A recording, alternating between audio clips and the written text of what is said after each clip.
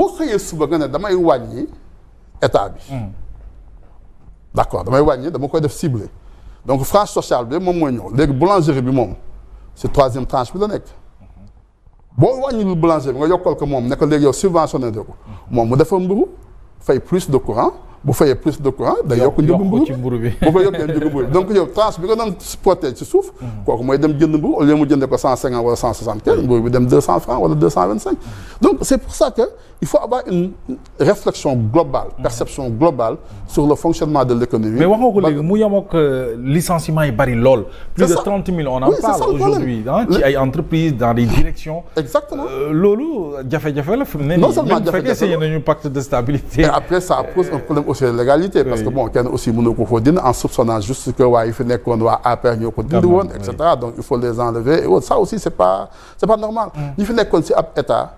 xëy na sax ña nga dindi am na ñoo xam ne yow la ñu woteel. mais bien sûr parce que. y avait gis ay cas et par cas oui exactement yoo xam ne xëy na yow la ñu woteel jotuñu ak yow dara. mais je dis boo leen dindee c'est économie ngay naan. moo tax je le rappelle encore ici. si tu as un problème économique. il faut trouver la bonne solution c'est quoi la solution. ñun du ci baadoole bi la ñu war a tàppe. am na lu ñu waxaat ko. su may dañ ñetti piste yoo xam ne yëpp exemple lay doon ñun dañoo bëri ministère bëri ay agence ñaar yi àndul. ñoom waxoon nañu ko de.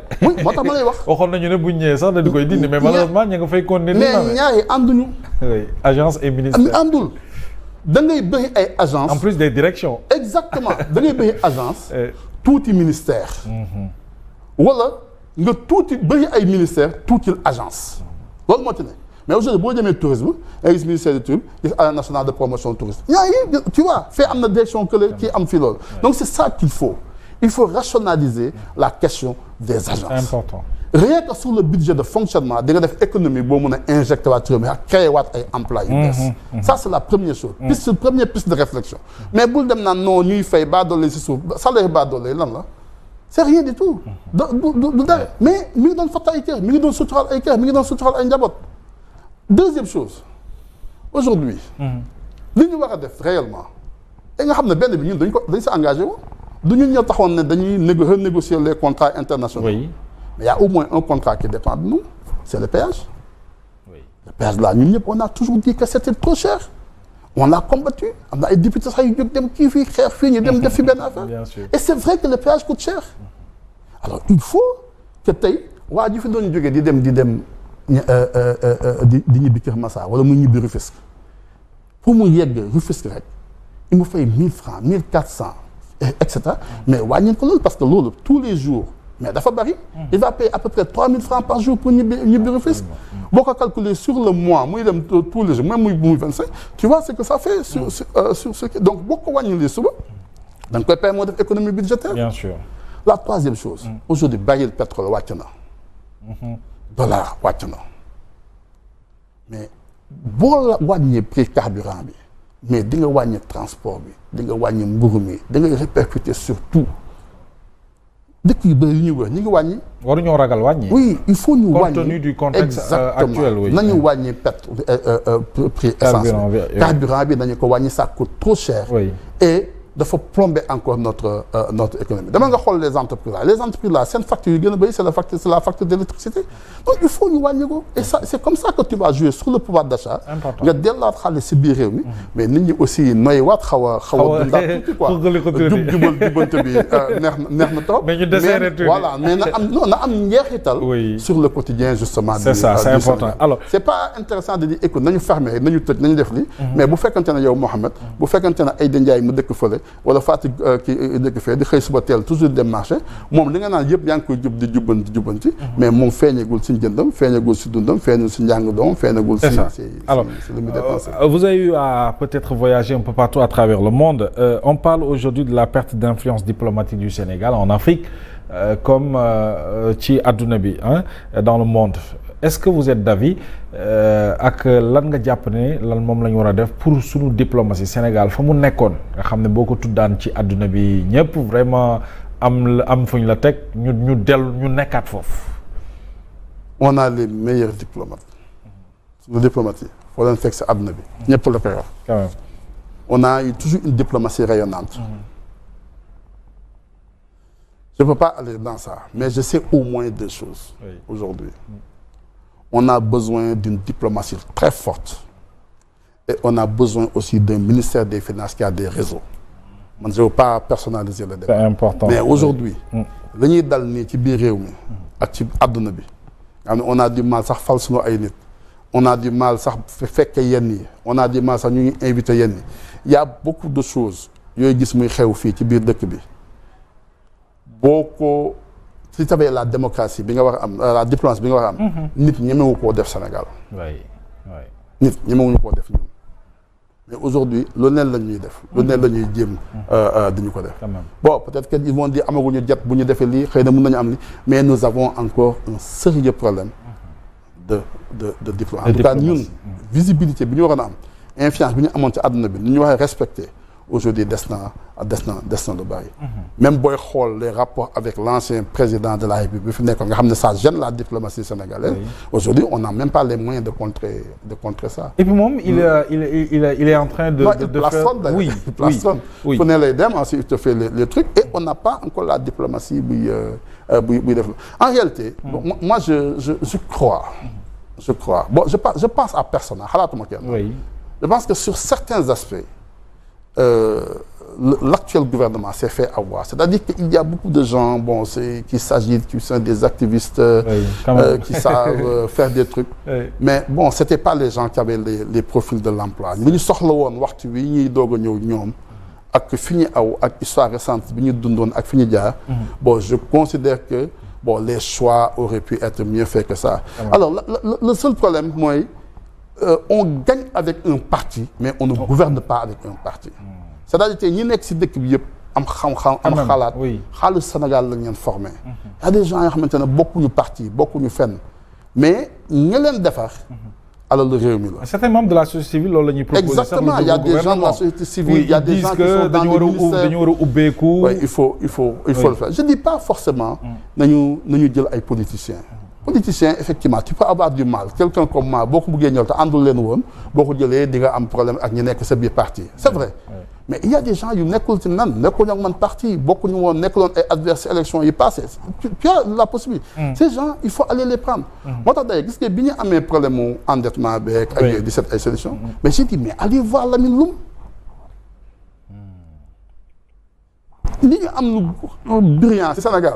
mais ñëpp nangu ko Lamine Loum. Non seulement il a été un excellent inspecteur du Trésor, il a été un excellent ministre du budget, il a été un excellent ministre de l'économie des finances, il a été un excellent premier ministre. yu bëri ñuy wax fii si àdduna bi moom moo ko créé. Abdou Diouf disait d'ailleurs de lui, machallah, que Lamine Loum connaît beaucoup de tout. Comme il connaît peu, il faut connaître. Donc, il sait. Mais on va le voir, on va discuter avec moi. Mais comment demander et moi, j'ai une période d'austérité pour mener. Mais donc, on va discuter avec lui. Écoute, nous, Lila, Fila Nitalo, on a dit le Khalatiko. Mais Aïssatou Ndiaye qui était là, c'était la seule ministre Sénégal, a une motion de félicitations proposée par l'opposition à l'Assemblée. Elle est là, elle a aidé à redresser ce pays-là, mais va le voir. Mais Abdou Mbaye, il était ministre de l'économie et des premier ministre. Il y a une banque, Abdou Mbaye, redressé au Sénégal. Mais Boulen d'accord. Mais va Abdou Mbaye, Cheikh Ndiaye Mbaye est là, tu as des problèmes qui va discuter avec lui. Abdoulaye Diop était là, qui a réglé des problèmes, période du Guinée-Dji, Sénégal, c'était lui. Mais discute avec tout le monde, discute avec Idrissa Seck, discute avec Khalifa Sall, même si tu veux, discute avec tout le monde. Mais prends la bonne température, essayer d'utiliser le réseau essayer de utiliser que ça te permettra juste d'aller de l'avant. Mais bon, tu dis aussi ça, personne n'a les solutions. Très bien. Alors, au cours du débat, c'est ce que Bari a proposé. Donc, on a besoin de cette opposition, et souvent, il faut proposer également. Maintenant, l'an va donner projection, l'an sa projection sur l'avenir de ce pays. C'est vrai avec le nouveau régime, les problèmes sont là, mais fi ñu jëm lan lañ war a def concrètement pour que Sénégal génn ci jafe-jafe gi ñu nekk. C'est ça que je dis aux Sénégalais, c'est-à-dire man je ne viendrai jamais dire aux Sénégalais fal leen parce que man la Moussa Tine.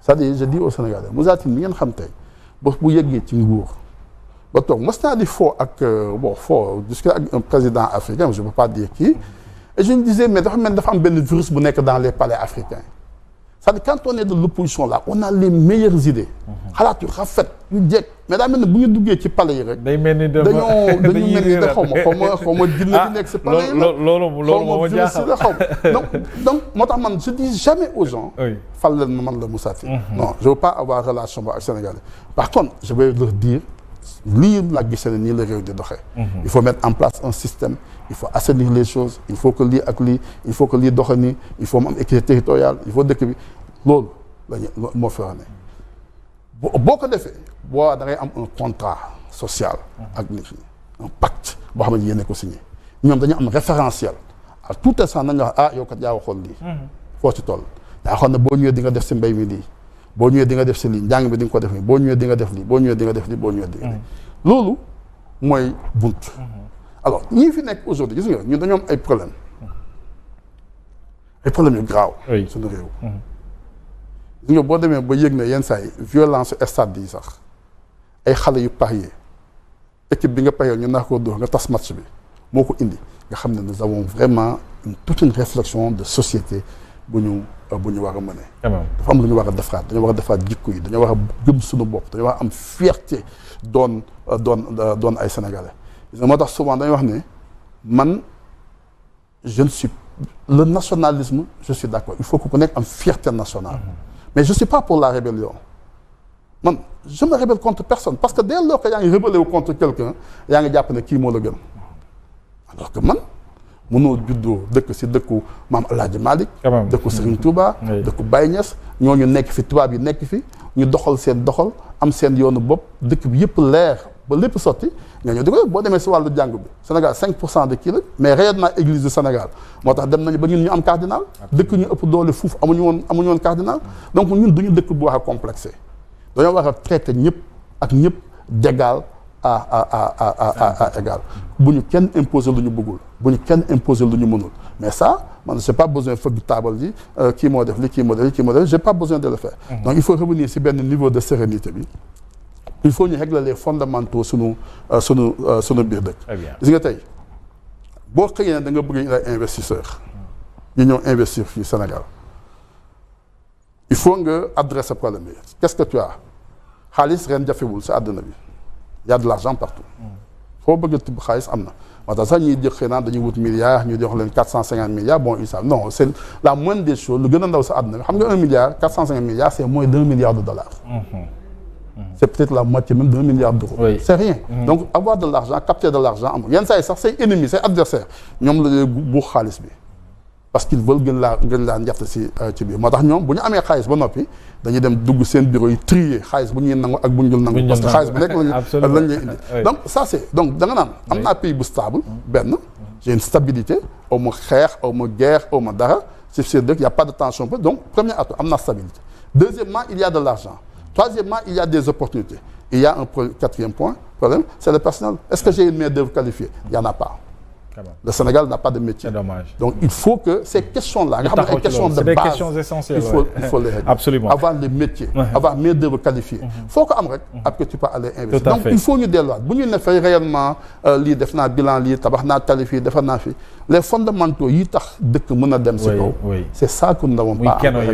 Merci beaucoup. En tout cas Moussa Tine ñu di la gërëm bu baax a baax bàyyi la très rapidement nga tàggat. waxtu bi jeex on a fait une heure. On a fait près oui xam naa waxtaan benn neex. Mais en tout cas, c'était un plaisir. Absolument. Et puis, à mon solo, après notre congrès, comment échanger avec Sénégalais.